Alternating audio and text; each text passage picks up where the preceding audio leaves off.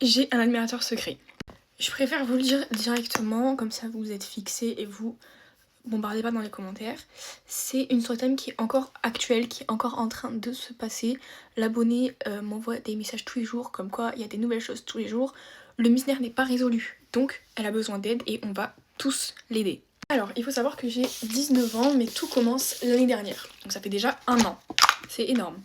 Donc du coup, ce qu'il faut savoir, c'est que l'année dernière, j'ai passé mon bac, donc j'étais encore au lycée.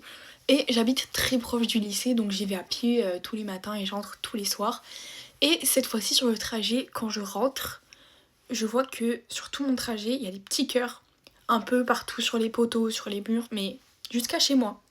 Et vous allez voir qu'en fait, je vais remarquer plein de trucs, mais que je vais même pas y faire attention, et c'est ça le problème. Donc du coup, je rentre, j'en parle à ma mère, je fais putain trop bizarre, il y avait des cœurs partout et tout, ça doit être un mec qui fait ça pour sa copine ou je sais pas, mais c'est trop mignon. Donc du coup, le lendemain, je vais au lycée et je rentre cette fois-ci avec mon frère jumeau. Il faut savoir que du coup, j'ai un frère jumeau, mais on se ressemble absolument pas. Genre déjà, je suis toute petite, il est méga grand. Vraiment, je suis blonde, il est brun, enfin, vous voyez. Et du coup, on rentre tous les deux et je lui montre. Je lui dis, regarde, il y a des cœurs sur tous les trucs, c'est trop mignon et tout. Parce que je pense vraiment que c'est un copain qui fait ça pour sa copine, enfin, je sais pas.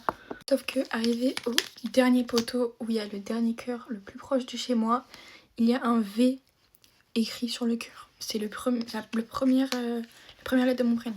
Je sais pas pourquoi j'ai bégayé, c'était pas si compliqué, mais bref. Et dites-vous, on est tous les deux en train de s'approcher du poteau et on est tous les deux en train de voir ma lettre et on se fige. On comprend pas, enfin genre c'est bizarre. Ce qu'on fait en rentrant, c'est qu'on en parle directement à ma mère et ma mère, bah elle s'affole pas plus que ça, puisque bah en vrai c'est juste un V, il n'y a pas le reste du prénom. Je vous laisse deviner, les jours qui suivent, bah les autres lettres de mon prénom sont sorties. Je vous spoil, l'abonnée s'appelle Victoria. Elle m'a autorisé à dire son prénom pour l'histoire. Donc bah là on a commencé à avoir super peur, mais on pouvait rien faire. Enfin, ok, c'était mon prénom, c'était chez moi quand même, mon adresse. Mais à aucun moment on pouvait savoir de qui ça venait et qui c'était, ni rien en fait. De là j'ai commencé à recevoir des bouquets de fleurs chez moi.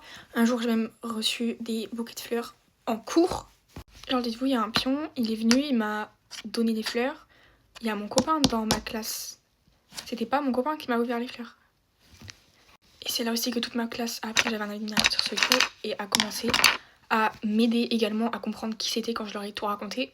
Parce que là ça veut dire qu'il connaît ma classe, il connaît ma maison, il connaît le trajet que j'utilise, il connaît mes horaires, il connaît tout. Je vous fais une partie 2 parce que ça fait 2-3 minutes.